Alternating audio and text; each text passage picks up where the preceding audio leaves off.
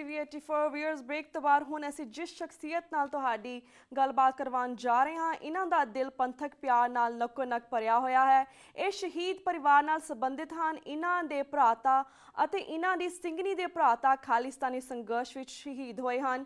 ਸ਼ਹੀਦ ਪਰਿਵਾਰਾਂ ਦੀ ਨੁਮਾਇੰਦਗੀ ਕਰਦੀ ਜਥੇਬੰਦੀ ਦੇ ਵੀ ਇਹ ਮੁਖੀ ਹਨ। ਅਮਰੀਕਾ ਵਿੱਚ ਸਿੱਖ ਹੱਕਾਂ ਦੀ ਪਹਿਰੇਦਾਰ ਜਥੇਬੰਦੀ ਸਿੱਖ ਯੂਥ ਆਫ ਅਮਰੀਕਾ ਦੇ ਇਹ ਲੰਬਾ ਵਕਤ ਜਨਰਲ ਸੈਕਟਰੀ ਵੀ ਰਹੇ ਹਨ। ਇਹ ਆਪ ਵੀ ਲਿਖਾਰੀ ਹਨ ਅਤੇ ਮੀਡੀਆ ਦੀਆਂ ਸਿੱਖ ਵਿਰੋਧੀ ਕਾਰਵਾਈਆਂ ਤੇ ਵੀ ਤਿੱਖੀ ਅੱਖ ਰੱਖਦੇ ਹਨ। ਤੇ ਹੁਣ ਸਾਡੇ ਨਾਲ ਲਾਈਨ ਤੇ ਜੁੜ ਚੁੱਕੇ ਨੇ ਸਰਦਾਰ ਬਲਵਿੰਦਰਪਾਲ ਸਿੰਘ ਖਾਲਸਾ ਜੀ। ਵੀਰ ਜੀ, ਵਾਹਿਗੁਰੂ ਜੀ ਕਾ ਖਾਲਸਾ, ਵਾਹਿਗੁਰੂ ਜੀ ਕੀ ਫਤਿਹ।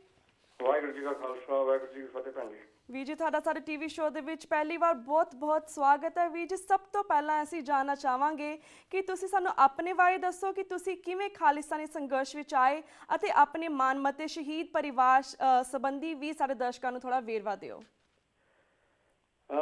ਗੱਲ ਲੰਮੀ ਹੋ ਜਾਣੀ ਹੈ। ਮੈਂ ਤੁਹਾਨੂੰ ਸੰਖੇਪ ਦੇ ਵਿੱਚ ਦੱਸਦਾ ਵੀ ਅਸੀਂ ਪੰਜਾਬ ਦੇ ਵਿੱਚ ਅਖਬਾਰਾਂ ਦੇ ਨਾਲ ਜੁੜੇ ਹੋਏ ਸੀ ਜੀ, ਤੇ ਬਚਪਨ ਤੋਂ ਹੀ ਪੜ੍ਹਨ ਦਾ ਸ਼ੌਂਕ ਸੀ ਤੇ ਇਹ ਪਤਾ ਲੱਗਦਾ ਸੀ ਵੀ ਪੰਜਾਬ ਦੀ ਕੋਈ ਸਮੱਸਿਆ ਹੈਗੀ ਹੈ। ਜਦੋਂ ਅਸੀਂ ਛੋਟੇ ਸੀ, ਹਾਲੇ ਸਮਝ ਇੰਨੀ ਡਿਵੈਲਪ ਨਹੀਂ ਸੀ ਹੋਈ, ਪਰ ਜਦੋਂ ਇਹ ਡਿਵੈਲਪ ਹੋਈ ਤਾਂ ਉਸ ਦੇ ਵਿੱਚ ਅਸੀਂ ਪੰਜਾਬ ਕੇਸਰੀ ਅਖਬਾਰ ਜਿਹੜੀ ਜਲੰਧਰ ਤੋਂ ਨਿਕਲਦੀ ਹੈ, ਜਿਹੜੀ ਪੀੜੀ ਪੱਤਰਕਾਰੀ ਵਾਸਤੇ ਮਸ਼ਹੂਰ ਸੀ, ਤੇ ਉਸ ਦੇ ਬਰਾਬਰ ਅਜੀਤ ਅਖਬਾਰ ਹੁੰਦੀ ਸੀ ਜੀ, ਤੇ ਉਹਦੇ ਵਿੱਚ ਅਸੀਂ ਪੰਜਾਬੀ ਦੇ ਹੱਕ ਵਿੱਚ ਤੇ ਪਰ ਪੰਜਾਬੀ ਦੇ ਵਿਰੋਧ ਵਿੱਚ ਉਹਨਾਂ ਦੇ ਸੰਪਾਦਕੀ ਤੇ ਲੇਖ ਪੜ੍ਹਦੇ ਹੁੰਦੇ ਸੀ। ਤੇ ਸਾਨੂੰ ਪਤਾ ਲੱਗਦਾ ਸੀ ਵੀ ਜਿਹੜੇ ਪੰਜਾਬ ਦੇ ਹਿੰਦੂ ਨੇ ਉਹ ਪੰਜਾਬੀ ਨੂੰ ਆਪਣੀ ਮਾਤ ਭਾਸ਼ਾ ਨਹੀਂ ਮੰਨਦੇ। ਹਾਂਜੀ।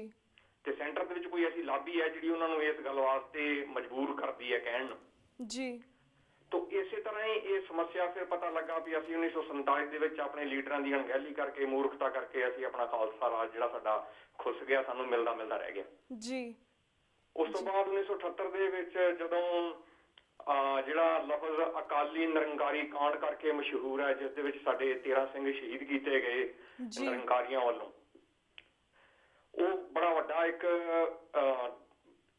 ਪੁਆਇੰਟ ਸੀ ਮਤਲਬ ਸਾਡੇ ਸੋਚਣ ਵਾਸਤੇ ਵੀ ਆਖਰ ਲੋਕਤੰਤਰੀ ਢੰਗ ਦੇ ਨਾਲ ਮੁਜ਼ਾਹਰਾ ਕਰਨਗੇ ਸਿੱਖਾਂ ਤੇ ਗੋਲੀਆਂ ਕਿਉਂ ਚਲਾਈਆਂ ਗਈਆਂ। ਤਾਂ 13 ਸਿੰਘ ਸਾਡੇ ਅੰਮ੍ਰਿਤਸਰ ਦੇ ਵਿੱਚ ਸ਼ਹੀਦ ਕਰ ਦਿੱਤੇ ਗਏ, ਸਾਡੇ ਘਰ ਦੇ ਵਿੱਚ।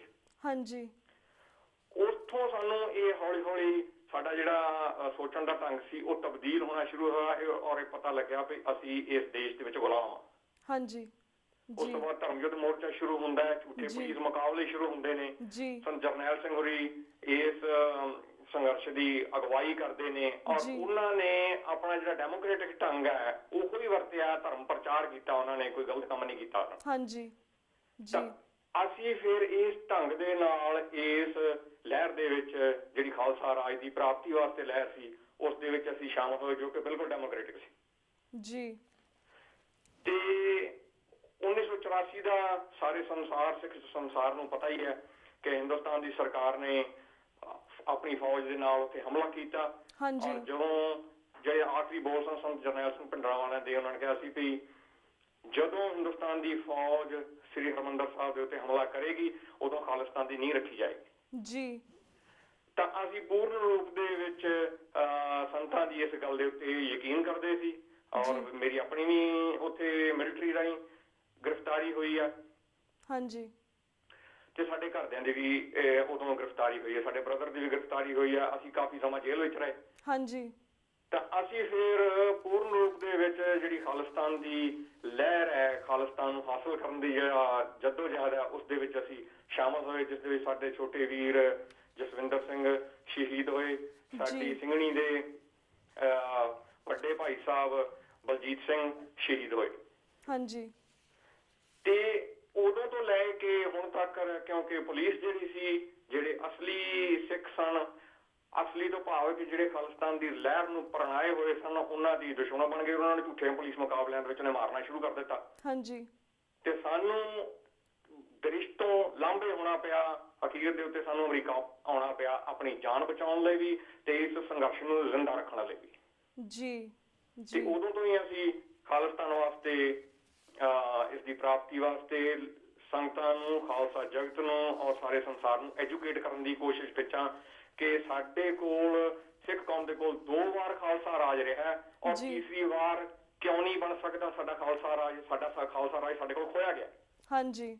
ਤੇ ਖਾਲਿਸਤਾਨ ਨੂੰ ਹਾਸਲ ਕਰਨਾ ਸਾਡਾ ਜਨਮ ਸਿੱਧ ਅਧਿਕਾਰ ਹੈ। ਇਸ ਤੋਂ ਸਾਨੂੰ ਕੋਈ ਨਹੀਂ ਰੋਕ ਸਕਦਾ। ਜੀ ਬਿਲਕੁਲ।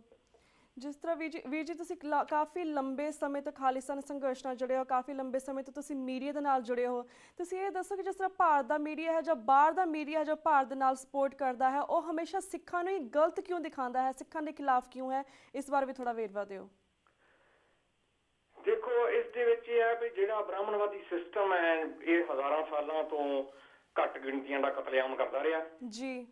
ਗੁਰਬਾਣੀ ਦੇ ਵਿੱਚ ਬ੍ਰਾਹਮਣਵਾਦ ਦਾ ਜ਼ਿਕਰ ਕਰਦੇ ਹੋਏ ਗੁਰੂ ਸਾਹਿਬ ਨੇ ਜੋ ਹੁਕਮ ਕੀਤਾ, ਜੋ ਇਲਾਹੀ ਹੁਕਮ ਫਰਮਾਨ ਕੀਤਾ, ਉਹ ਇਹ ਹੈ, ਮੱਥਾ ਟਿੱਕਾ ਤੇੜ ਧੋਤੀ ਕਖਾਈ, ਹੱਥ ਛੁਰੀ ਜਗਤ ਕਸਾਈ।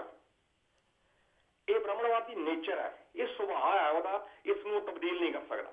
ਹਾਂਜੀ। ਇਸੇ ਲੱਖਾਂ ਦੀ ਗਿਣਤੀ ਦੇ ਵਿੱਚ ਬੋਧੀਆਂ ਦਾ ਕਤਲੇਆਮ ਕੀਤਾ, ਇਸੇ ਲੱਖਾਂ ਦੀ ਗਿਣਤੀ ਵਿੱਚ ਜਿਹੜੇ ਅਸਲੀ ਆਦੀਵਾਸੀ ਭਾਰਤੀ ਸਨ, ਇਸ ਦੇਸ਼ ਦੇ ਅਸਲੀ ਵਾਸੀ ਸਨ, ਉਹਨਾਂ ਦਾ ਕਤਲੇਆਮ ਕੀਤਾ ਔਰ ਉਹਨਾਂ ਨੂੰ ਜਾਤਾਂ ਪਾਤਾਂ ਵਿੱਚ ਵੰਡ ਕੇ ਉਹਨਾਂ ਦਾ ਘਾਣ ਕੀਤਾ, ਉਹਨਾਂ ਦਾ ਸ਼ੋਸ਼ਣ ਕੀਤਾ ਜੀ।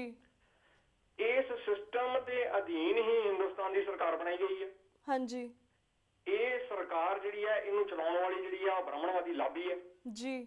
ਭਾਵੇਂ ਉਹ ਕਾਂਗਰਸ ਦੀ ਸਰਕਾਰ ਹੋਵੇ, ਭਾਵੇਂ ਕਾਮਰੇਡਾਂ ਦੀ ਸਰਕਾਰ ਹੋਵੇ, ਭਾਵੇਂ ਮਿਲੀ ਜੁਲੀ ਸਰਕਾਰ ਹੋਵੇ, ਭਾਵੇਂ ਬੀਜੇਪੀ ਦੀ ਸਰਕਾਰ ਹੋਵੇ ਜੀ, ਇਸ ਨੂੰ ਇੱਕ ਸਪੈਸ਼ਲ ਖਾਸ ਬ੍ਰਾਹਮਣਵਾਦੀ ਲਾਬੀ ਚਲਾਉਂਦੀ ਹੈ। ਹਾਂਜੀ। ਔਰ ਸਾਰੇ ਪਾਸੇ ਨੂੰ ਉਹ ਕੰਟਰੋਲ ਕਰਦੀ ਹੈ ਜੀ। ਤੇ ਸਿੱਖ ਧਰਮ ਦਾ ਜਿਹੜਾ ਸਿਧਾਂਤ ਹੈ ਜਾਤ ਪਾਤ ਨੂੰ ਰੱਦ ਕਰਦਾ, ਜਾਤ ਪਾਤ ਨੂੰ ਨਹੀਂ ਮੰਨਦਾ, ਤਾਂ ਜਿਹੜਾ ਵੀ ਮਨੁੱਖ, ਜਿਹੜਾ ਵੀ ਧਰਮ, ਜਿਹੜਾ ਵੀ ਫਿਰਕਾ ਜਾਂ ਘੱਟ ਗਿਣਤੀ ਕੌਮ ਉਹਨਾਂ ਦੇ ਜਾਤ ਪਾਤ ਦਾ ਵਿਰੋਧ ਕਰੇਗੀ, ਇਹ ਉਸ ਨੂੰ ਖਾਣ ਨੂੰ ਪੈਂਦਾ, ਉਸ ਦਾ ਨਸਲ ਘਾਤ ਕਰਨ ਦੀ ਪੂਰੀ ਕੋਸ਼ਿਸ਼ ਕਰਦਾ। ਜੀ ਜੀ। ਤੇ ਜਿਹੜੇ ਇਹਨਾਂ ਦਾ ਮੀਡੀਆ ਹੈ, ਮੈਂ ਇਹ ਲਫ਼ਜ਼ ਕਹਿਣਾ ਤਾਂ ਨਹੀਂ ਸੀ ਚਾਹੁੰਦਾ, ਪਰ ਮੈਨੂੰ ਇਹ ਕਹਿਣਾ ਪੈ ਰਿਹਾ ਕਿ ਜਿਹੜਾ ਭਾਰਤੀ ਮੀਡੀਆ ਹੈ ਇਹ ਹਿੰਦੁਸਤਾਨ ਦੇ ਸਿਸਟਮ ਦੀ ਰਖੇਲ ਹੈ ਜੀ। ਜੋ ਉਹ ਚਾਹੁੰਦੇ ਨੇ ਮੀਡੀਆ ਉਹ ਵੀ ਕਰਦਾ। ਹਾਂਜੀ। ਹਿੰਦੁਸਤਾਨ ਦਾ ਮੀਡੀਆ ਸਿਰਫ ਝੂਠ ਬੋਲਦਾ, ਇਹਦੇ ਕੋਲ ਸੱਚ ਨਾਂ ਦੀ ਕੋਈ ਚੀਜ਼ ਨਹੀਂ ਹੈਗੀ। ਹਾਂਜੀ। ਘੱਟ ਗਿਣਤੀਆਂ ਦੇ ਵਿਰੁੱਧ ਪੂਰੀ ਸਾਜ਼ਿਸ਼ ਦੇ ਨਾਲ ਗਲਤ ਪ੍ਰੋਗਰਾਮ ਪੇਸ਼ ਕਰਦਾ, ਝੂਠ ਪੇਸ਼ ਕਰਦਾ ਤਾਂ ਕਿ ਉਹਨਾਂ ਬਾਰੇ ਗਲਤਫਹਿਮੀਆਂ ਪੈਦਾ ਕੀਤੀਆਂ ਜਾਣ। ਹਾਂਜੀ ਜੀ। ਤੇ ਵੀਰ ਜੀ, ਜਿਸ ਤਰ੍ਹਾਂ ਤੁਸੀਂ ਕਹਿੰਦੇ ਹੋ ਬ੍ਰਾਹਮਣਵਾਦੀ ਲੋਕ ਨੇ ਸਾਡੇ ਸਿੱਖਾਂ ਦੇ ਖਿਲਾਫ ਨੇ, ਜਾਂ ਫਿਰ ਭਾਰਤ ਦਾ ਮੀਡੀਆ ਸਾਡੇ ਸਿੱਖਾਂ ਦੇ ਖਿਲਾਫ ਹੈ, ਜਿਸ ਤਰ੍ਹਾਂ ਅਸੀਂ ਸਿੱਖਾਂ ਨੇ ਸਿਰਫ ਰਾਜ ਕਰਨਾ ਸਿੱਖਿਆ, ਅਸੀਂ ਇਹਨਾਂ ਨੂੰ ਕਿਸ ਤਰ੍ਹਾਂ ਮੂੰਹ ਤੋੜ ਜਵਾਬ ਦੇ ਸਕਦੇ ਹਾਂ, ਇਸ ਬਾਰੇ ਵੀ ਥੋੜਾ ਦੱਸੋ।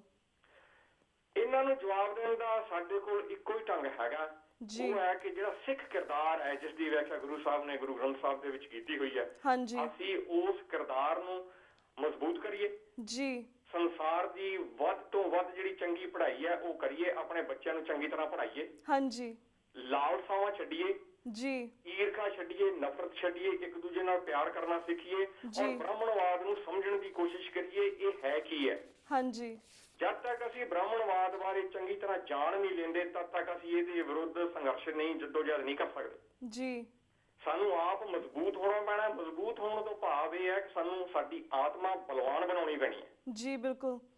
ਤੇ ਆਤਮਾ ਬਲਵਾਨ ਬਣਾਉਣ ਦੇ ਨਾਲ ਆਪਣਾ ਕਿਰਦਾਰ ਬਲਵਾਨ ਬਣਦਾ, ਤੇ ਵਧੀਆ ਐਜੂਕੇਸ਼ਨ ਦੇ ਨਾਲ, ਵਧੀਆ ਪੜ੍ਹਾਈ ਦੇ ਨਾਲ ਅਸੀਂ ਜਾਣ ਸਕਦੇ ਹਾਂ ਕਿ ਬ੍ਰਾਹਮਣਵਾਦ ਕੀ ਬੁਲਾਇਆ ਔਰ ਇਸ ਦੇ ਨਾਲ ਕਿਵੇਂ ਅਸੀਂ ਆਪਣਾ ਸੰਘਰਸ਼ ਜਿਹੜਾ ਉਹ ਜਾਰੀ ਰੱਖਣਾ ਔਰ ਕਿਵੇਂ ਅਸੀਂ ਜੇਤੂ ਰਹਿਣਾ ਜੀ। ਜੀ।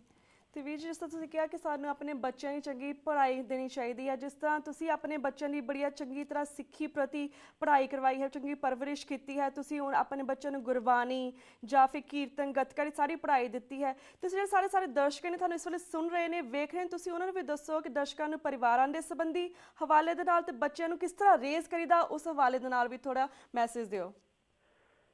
ਇਹ ਦੇਖੋ, ਦੋ ਪਹੀਆਂ ਦੇ ਉੱਤੇ ਗੱਡੀ ਚੱਲਦੀ ਹੈ, ਪਤੀ ਤੇ ਪਤਨੀ ਦੋਵਾਂ ਦੇ ਸਹਿਯੋਗ ਤੋਂ ਬਿਨਾਂ ਬੱਚੇ ਚੰਗੇ ਨਹੀਂ ਬਣਾਏ ਜਾ ਸਕਦੇ। ਹਾਂਜੀ।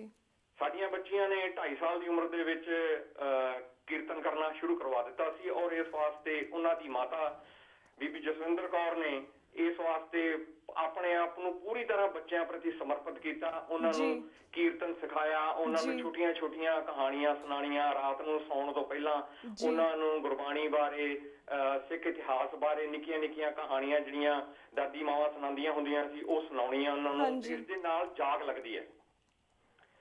ਜਦ ਤੱਕ ਮਾਵਾਂ ਗਿਆਨਵਾਨ ਨਹੀਂ ਹੁੰਦੀਆਂ, ਸਿੱਖ ਧਰਮ ਬਾਰੇ ਉਹਨਾਂ ਨੂੰ ਪੂਰੀ ਤਰ੍ਹਾਂ ਗਿਆਨ ਨਹੀਂ ਹੁੰਦਾ, ਗੁਰਬਾਣੀ ਬਾਰੇ ਪਤਾ ਨਹੀਂ ਚੱਲਦਾ, ਸਾਡੀਆਂ ਸਿੱਖ ਪਰੰਪਰਾਵਾਂ ਬਾਰੇ ਪਤਾ ਨਹੀਂ ਚੱਲਦਾ, ਸਿੱਖ ਇਤਿਹਾਸ ਬਾਰੇ ਪਤਾ ਨਹੀਂ ਚੱਲਦਾ, ਗੁਰੂ ਇਤਿਹਾਸ ਬਾਰੇ ਪਤਾ ਨਹੀਂ ਚੱਲਦਾ, ਤਦ ਤੱਕ ਉਹ ਆਸੇ ਪਾਸੇ ਦੌੜਨਗੇ। ਹਾਂਜੀ ਮਾਵਾਂ ਦਾ ਗਿਆਨਵਾਨ ਹੋਣਾ ਬਹੁਤ ਜ਼ਰੂਰੀ ਹੈ ਔਰ ਮਾਵਾਂ ਦਾ ਜਿਹੜਾ ਕਿਰਦਾਰ ਹੈ ਉਹ ਸਿੱਖੀ ਕਿਰਦਾਰ ਦੇ ਅਨੁਸਾਰ ਹੋਣਾ ਚਾਹੀਦਾ ਹੈ ਤਾਂ ਕਿ ਉਹ ਆਪਣਾ ਪੂਰਾ ਸਮਾਂ ਬੱਚਿਆਂ ਦੇ ਉੱਤੇ ਲਾਉਣ, ਉਹਨਾਂ ਨੂੰ ਸਿੱਖੀ ਦੀ ਜਾਗ ਲਾਉਣ। ਜੀ ਬਿਲਕੁਲ ਵੀਰ ਜੀ, ਬਿਲਕੁਲ।